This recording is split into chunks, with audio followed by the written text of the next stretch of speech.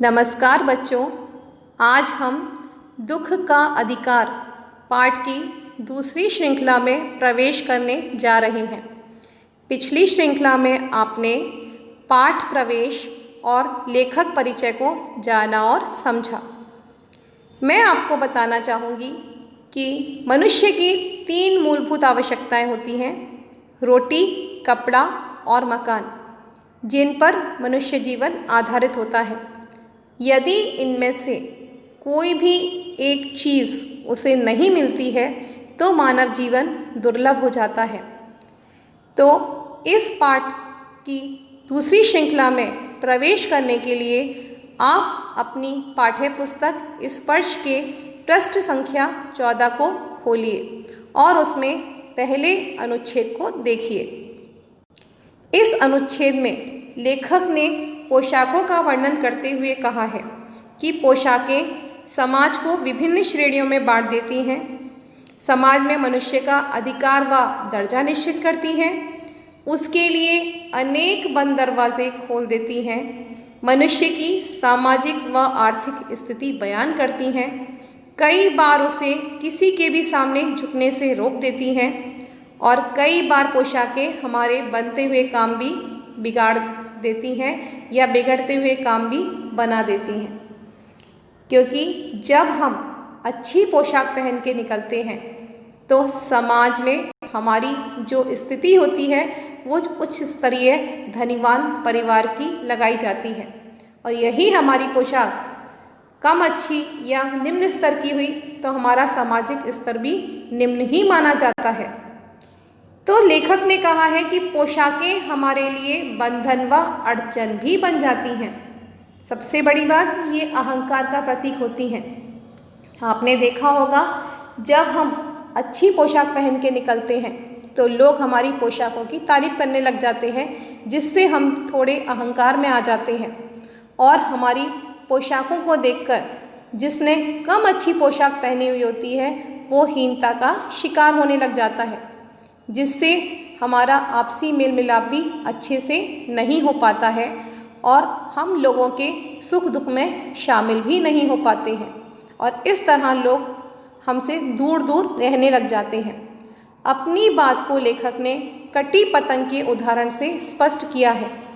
लेखक कहते हैं, जिस प्रकार हवा की लहरें कटी हुई पतंग को इधर उधर गिरने नहीं देती, ठीक उसी प्रकार हमारी पोशाकें हमें किसी के भी सामने झुकने से रोक देती हैं, हमारे मान सम्मान को बनाए रखने में सहायक होती हैं।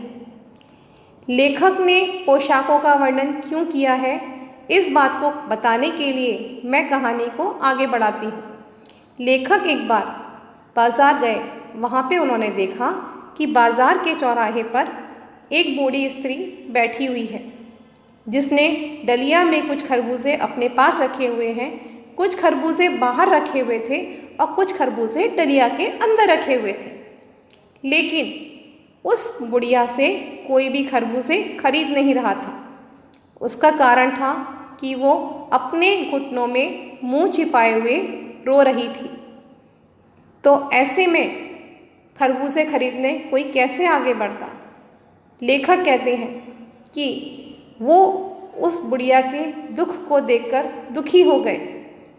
अब आप ही देखिए कि जब आप किसी दुकान से कुछ खरीदने के लिए जाते हैं तो दुकानदार का व्यवहार आपको अपनी ओर आकर्षित करता है। अगर उसका व्यवहार अच्छा है तो आप उसके परमानेंट ग्राहक बन जाते हैं, लेकिन यदि उसका व्यवहार सही नहीं है या वो किसी असमंजस में है, ऐसे में आप उससे सामान खरीदना पसंद नहीं करते हैं। ठीक वैसी ही स्त्री बूढ़ी स्त्री की थी।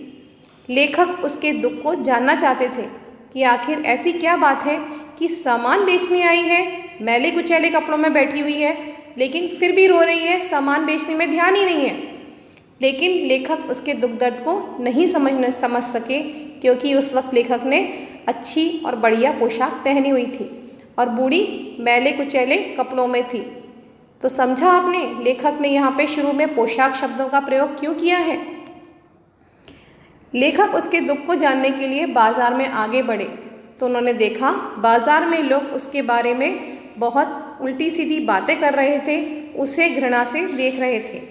एक ने कहा कि क्या ज़माना आ गया है, जवान लड़के को मरे हुए पूरा दिन नहीं बीता और यह बेहया दुकान लगा के बैठी है।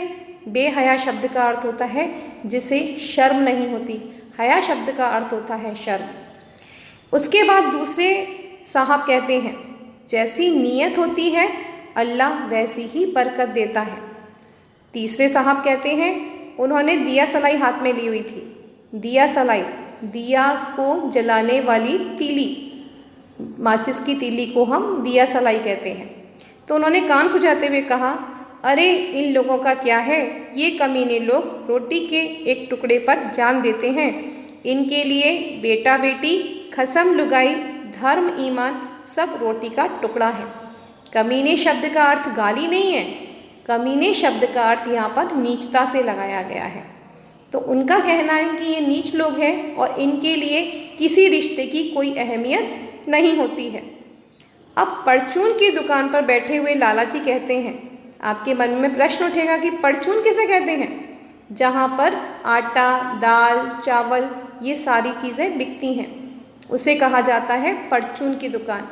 आपकी साधारण भाषा में जनरल स्टोर जिसे कहते हैं। तो वो कहते हैं, अरे भाई, इनके लिए मरे जिए का कोई मतलब ना हो, पर दूसरे के धर्म ईमान का तो ख्याल करना चाहिए। जवान बेटे के मरने पर 13 दिन का सूतक होता है और वह यहाँ सड़क पर बाज़ार में आकर खरबूजे बेचने बैठ गई है। 1000 आदमी आते जाते हैं, कोई क्या जानता है इसके घर में सूतक है। कोई इसके खरबूजे खा ले तो उसका धर्म ईमान कैसे रहेगा, क्या अंधेर आ गया है। और इस प्रकार उसके दुख को ना समझते हुए लोग उसके बारे में तरह तरह की उल्टी सीधी बातें कर रहे थे। ये बातें सुनने के बाद लेखक बुरी तरह द्रवित हो गए। उन्होंने सोचा कि कहाँ गई मानवता, कहाँ गई मानवीयता, जिसके बारे में लोग ऊंची ऊंची बातें करते हैं। आज ये बूढ़ी स्त्री इतनी दुखी है, इसके दुख को ना समझकर लोग इसके बारे में उल्टी सीधी बातें कर रहे हैं। तो बच्चों, आज की श्रृंखला में कहानी इतनी ही। मैं आपसे उम्मीद करती हूँ, ये आशा करती हूँ कि आपको मेरी बात समझ में आई होगी। अगली श्रृंखला में फिर आपसे भेंट होगी। तब तक के लिए धन्यवाद।